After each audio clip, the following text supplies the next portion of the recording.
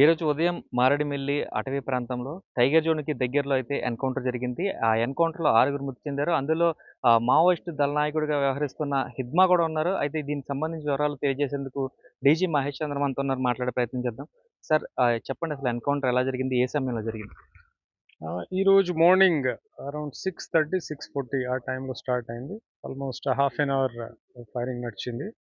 Actually continuously కొన్ని రోజుల నుంచి ఇన్ఫర్మేషన్స్ వస్తున్నాయి. సో, నిన్న ఎస్పీ గారు, ఓఎస్డీ గారు పార్టీ లాంచ్ చేశారు. దెన్ ఈరోజు మార్నింగ్ ఎదురు కాల్పులు అయింది. దానిలో తర్వాత ఫైరింగ్ తర్వాత చూస్తే 6 మావోయిస్ట్ డెడ్ బాడీ దొరికింది. అంటే అందులో హిడ్మా ఉన్నాడనే సమాచారంతోటే ఫైర్ చేసారా? లేకపోతే పర్టిక్యులర్ ఇన్ఫర్మేషన్ అతని మీద ఉండే ఫైరింగ్ చేసారా?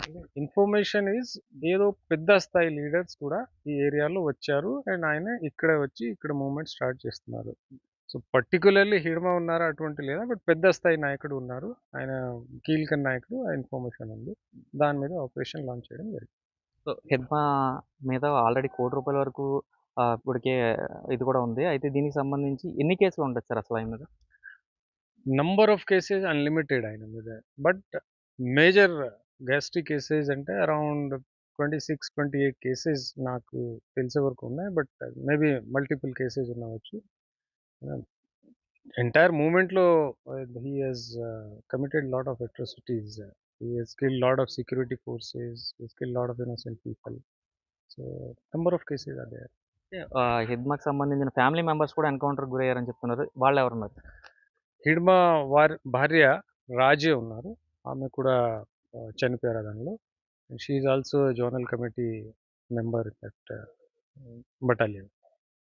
సార్ ఈ ప్రాంతంలో ఇది మూడో ఎన్‌కౌంటర్ అని చెప్పుకోవాలి. ఎందుకంటే గతంలో 2 జరిగాయి. ఇది మూడో ఎన్‌కౌంటర్. సో, అందరు మావోయిస్టులు ఇక్కడ షెల్టర్‌ని ఏర్పాటు చేసుకున్నారు. సో, దీని మీద ఏమన్నా ప్రత్యేకంగా చర్యలు సో, తీసుకుంటారా? దానికి మేము కంటిన్యూయస్‌గా ఇంటెలిజెన్స్ పెడుతున్నాము.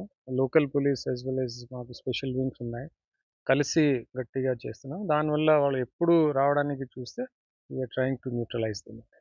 ఫైనల్‌గా మావోయిస్టులకి ఏం చెప్తారు సార్ అసల? ఈ ఎన్‌కౌంటర్ నేపథ్యంలో ఏం చెప్పాలనుకుంటున్నారు? My request, my suggestion, government is accepting surrender. వాళ్ళు రీహాబిలిటేషన్‌కి గవర్నమెంట్ సహాయం చేస్తున్నారు. దయచేసి వచ్చేసి సరెండర్ అయిపోవాలి. Live a happy life. Enjoy a civilian good happy life. Sir encounter ముగిసినట్టేనా? ఇంకా కూంబింగ్ జరుగుతుందని చెప్తున్నారు. ఇంకా నడుస్తున్నాయి.